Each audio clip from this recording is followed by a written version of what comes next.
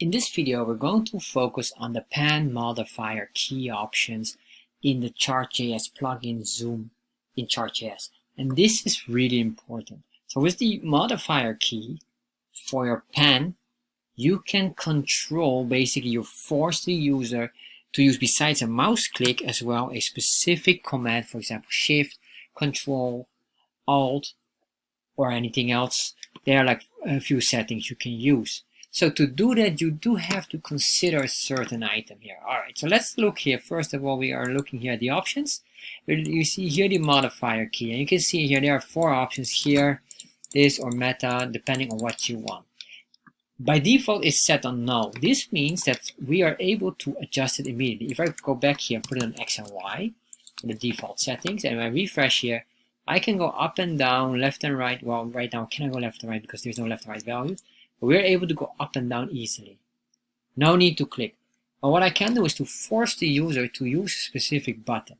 Should you do this, you have to really consider, because they would not know that you need to do that unless you give an instruction. I would say don't use this. And secondly, if you're going to use it, you must consider another thing as well. So let's start and use this. Let's use the modifier key for now. Put a comma. And let's say modifier key. Then here, for example, I will say I want to use the control function. So the moment we press on control, we should be able to move up and down.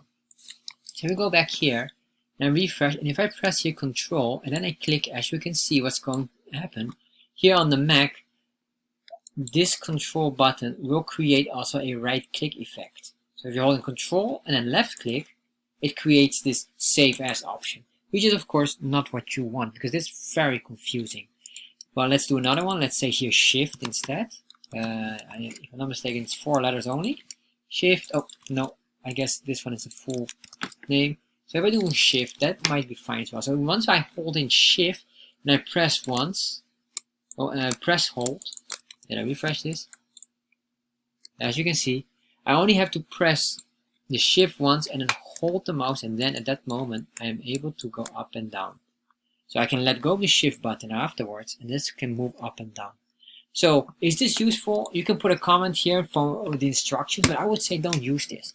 It is very, very common for most users just to press with their mouse click, and at that moment it would activate at all, or it will activate immediately, because this is far more intuitive than using a mouse click plus a specific key. But you might want to use this if you have different commands and you want to avoid any issues with that.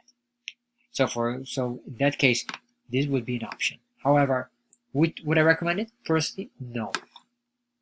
Thank you for watching this video, and I hope you enjoy it. And if you enjoy this video, you probably will enjoy this one as well. And if you're interested in Chart.js, check out in the description box the link directing to my Chart.js course, where you can learn everything about Chart.js. And finally, of course, make sure you subscribe to my channel.